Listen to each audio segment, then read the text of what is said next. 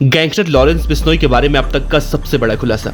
Gangster Lawrence Bishnoi जो देश भर में किसी को भी फोन करके जान से मारने की धमकी देता है। क्या हुआ जब उसने महादेव ऐप के मालिक से फोन कर रंगदारी मांगी। महादेव ऐप के मालिक ने लॉरेंस बिश्नोई से ऐसा क्या कहा कि उसकी हालत खराब हो गई। जो उसकी दुकान खोलकर 150 रुपए कमाने वाला महादेव ऐप का मालिक कैसे बन गया 1000 करोड़ का मालिक और लॉरेंस बिश्नोई को दे डाली उल्टी धमकी। जब लॉरेंस बिश्नोई ने महादेव ऐप के मालिक को फोन कर रंगदारी की मांग की तो उसने लॉरेंस बिश्नोई से ऐसा क्या कहा कि लॉरेंस बिश्नोई डर गया, जिसके बाद लॉरेंस ने आज तक दोबारा कभी उससे फोन नहीं किया। आज की वीडियो धमाकेदार होने वाली है क्योंकि आज के इस वीडियो में ऐसी बातें आपको बताने जा रहा हूं जिसे सुनकर आपके होश फाख्ता हो जाएंगे। आप सुनेंगे कि एक जूस बेचने वाला ऐसा क्या काम करता था कि वो इतना बड़ा अमीर बन गया और अपनी शादी में फिल्म जगत से एक से बढ़कर एक स्टार को बुलवा कर नचवाया। और जब लॉरेंस बिश्नोई उसी तथाकथित जोश वाले से फोन कर रंगदारी के पैसे मांगता है तो कहता है लॉरेंस दोबारा फोन मत करना। आपको शायद आज की इस खबर पर यकीन ना हो क्योंकि यह खबर बिल्कुल हैरान करने वाली है, क्योंकि एक जूस बेचने वाला अपनी शादी में उतने पैसे कैसे खर्च करता जितने पैसे अंबानी ने भी अपने घर की शादियों में नहीं खर्च किए होंगे। तो वीडियो के अंत तक बने रहिएगा, बताएंगे आपको एक एक बातें विस्तार से। नमस्कार, आप देख रहे हैं BDF न्यूज। लॉरेंस बिश्नोई की उस जूस वाले से रंगदारी की खबर बताएं उससे पहले आपको उस महादेव ऐप के मालिक यानी कि जूस वाले के बारे में जानना होगा। तो इस कहानी की शुरुआत होती है छत्तीसगढ़ से। छत्तीसगढ़ में एक शहर है भिलाई। वहां पर एक गरीब परिवार रहा करता था। उस परिवार का एक लड़का जब बड़ा हुआ तो उसने एक जूस की दुकान खोल ली। उस दुकान का नाम रखा महादेव जूस सेंटर। 150 रुपए का जूस बेचता, रोजाना 800 से 900 की कमाई होती। दिन भर में जो कमाई होती थी उसमें से कुछ पैसे घर पर देता और कुछ पैसे अपने पास रखता। जो उसके पास पैसे होते थे उससे ना तो नशा करता और ना ही बैंक में जमा करता, बल्कि वो सारा पैसा वो सट्टा बाजार में लगाता।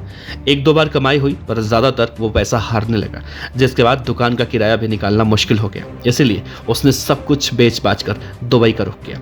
उसे लगा कि वहां पर कमाऊंगा तो कुछ बड़ा करूंगा, और यहाँ से शुरू होती है उसकी कहानी। उस जोश वाले का असली नाम था सौरभ चंद्राकर और उसी नाम से उसने वीजा, पासपोर्ट सब कुछ बनवाया। ध्यान देने वाली बात तो ये है कि पढ़ाई लिखाई के नाम पर यह पूरा जीरो था। तो इसने अपने एक दोस्त रवि उप्पल की मदद ली जो पेशे से एक इंजीनियर था।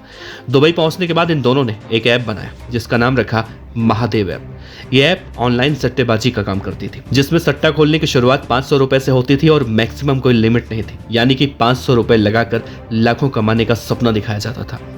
धीरे धीरे लोग 500 लगाकर 1500 से 2000 कमाने लगे और लोग जब बड़ा पैसा लगाते तो हार जाते और वो पैसा सीधा दुबई में बैठे इनके खाते में चला जाता। एक बार जो इस सट्टा ऐप के जाल में फंसता तो उससे इसकी लत लग जाती थी। ऐसा करते करते इन दोनों ने लोगों को हजारों करोड़ रुपए का चूना लगाया और फिर इस मामले में हुई एंट्री ईडी की। ईडी ने मुंबई, कोलकाता, भोपाल, भिलाई में कई जगहों पर छापा मारा तो 47 करोड़ रुपए की संपत्ति जब्त हुई। उसके बाद जो लोगों के सामने आया वो हैरान करने वाला था। दरअसल इसी साल सौरभ चंद्राकर ने UAE यानी कि यूनाइटेड अरब अमीरात में शानो शौकत से शादी की और चार्टर्ड प्लेन भेजकर मुंबई से सनी लियोनी, टाइगर श्रॉफ, नुसरत भरूचा, विशाल दादलानी और नेहा कक्कड़ जैसे 14 सितारों को बुलवाया और सबसे नाच करवाया। अपनी शादी में 120 करोड़ में वेडिंग प्लानर बुक किया, जिससे 43 करोड़ रुपए कैश में दिया। कुल मिलाकर उसने अपनी शादी में 200 करोड़ रुपए खर्च किए, जो कि अंबानी के बेटे और बेटी की शादी में हुए खर्च से कहीं ज्यादा थे। तो ये थी कहानी उस सौरभ चंद्राकर की जिसे लॉरेंस बिश्नोई ने फोन करके रंगदारी देने के लिए कहा था। लेकिन सौरभ चंद्राकर ने लॉरेंस बिश्नोई को क्या कहा वो सुनिए। दरअसल इसी महादेव ऐप स्कैम मामले में पुलिस और जांच एजेंसियों की जांच में अब खुलासा हो रहा है। जानकारी सामने आई है कि आरोपी सौरभ चंद्राकर से गैंगस्टर लॉरेंस बिश्नोई ने एक्सटॉर्शन मनी की डिमांड की।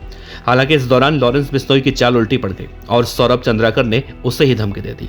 कहा अगली बार गलती से भी फोन मत करना। जांच पड़ताल के दौरान यह खुलासा हुआ कि महादेव ऐप के प्रमोटर सौरभ चंद्राकर के संबंध अंडरवर्ल्ड डॉन दाऊद इब्राहिम से और वही दाऊद का नाम सुनते ही लॉरेंस बिश्नोई डर गया। सौरभ चंद्राकर के मामले में प्रवर्तन निदेशालय लगातार महादेव ऐप के मामले में अपना शिकंजा कस रही है।